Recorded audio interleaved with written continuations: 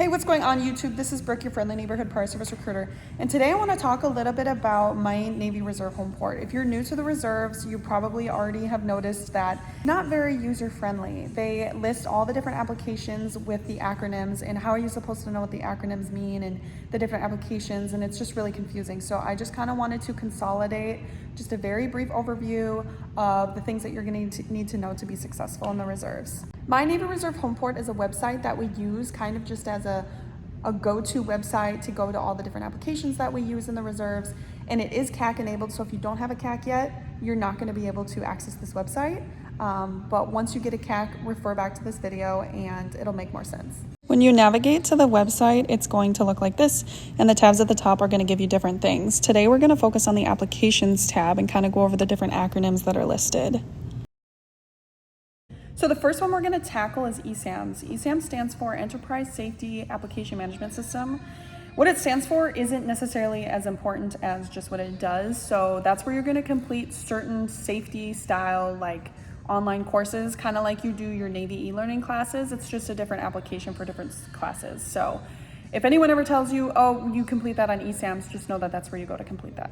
Next up, we have Force Connect. Force Connect is basically the application that you would go in and you would sign on to basically subscribe to certain style of emails that are coming out.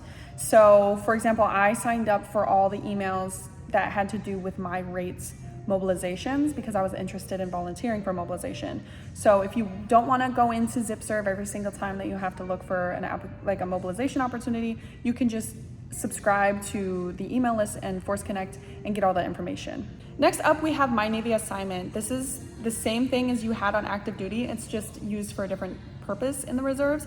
So in the reserves, you're not obviously choosing another command that you're going to go to in your next set of orders. This is where you're going to go to choose a different unit that you want to support. Next up is the Nautilus Virtual Desktop. So this is what you're going to use if you're on a computer that doesn't have like your Outlook and everything set up on it. So this is just where you're going to go to access your flying speed. Next, we have Navy Reserve e-lodging, or NREL for short. So this is where you're going to go if you live outside of that 50-mile radius of the NRC, and that's where you're going to request to get your hotel booked. So if it's your first time doing it, call your supply department because you might have to set up like an account or something like that. But what I did when I was going to Minneapolis is there's a certain time period that you have to do it before the drill weekend. So for me, it was the Wednesday before drill.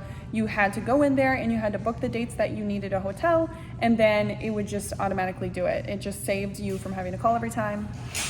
Rolling right into NROS. NROS is Navy Reserve Order Writing System. So this is where you're going to go when you do your annual training, and you're going to have to write your own orders. It sounds really daunting at the beginning, but a lot of the stuff is already kind of pre-filled for you, and you just go in and switch dates and stuff like that.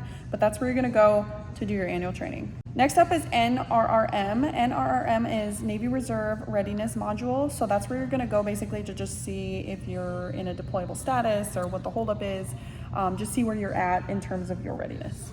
Next is the Navy Standard Integrated Personnel System. I'm pretty sure that this is the same thing on active duty too, but this is where you're going to go to see things like EDM, electronic drill management. That's different from active duty. So that electronic drill management is where you go to reschedule drills and things like that. You can see some of your personal information about like how long you've been in, when you ranked up, kind of things like that.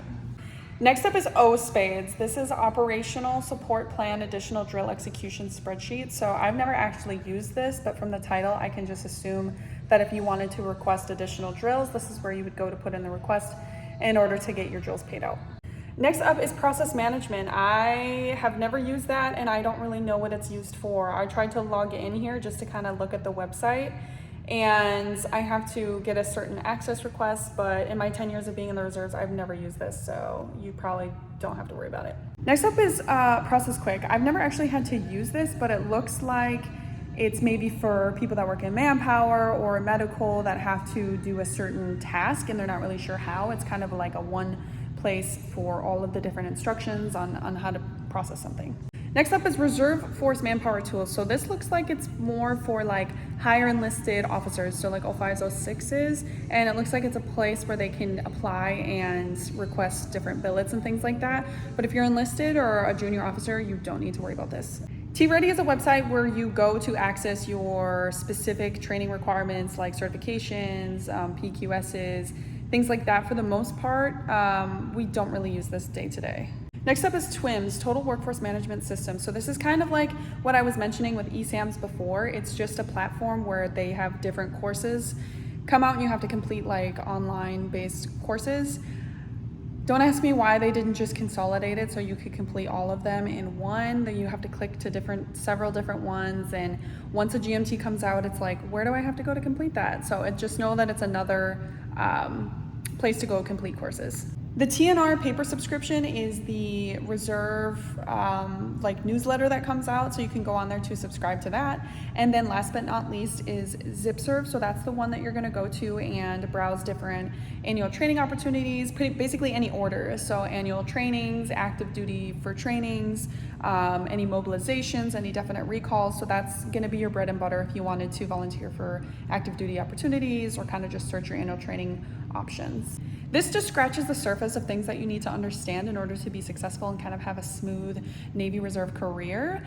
Unfortunately, it is kind of confusing to navigate, and not a lot of people are very familiar just because it is a part-time obligation. And a lot of this stuff you're only going to do like once a year, like your GMTs, you're only doing those once a year. So you can't remember which course is on TWIMS and which course is on Navy e-learning and things like that. So just make sure to maybe write little reminders or put in your calendar or refer to these videos that I'm making. But if you have any specific questions or anything that you want me to go over specifically, I can try my best.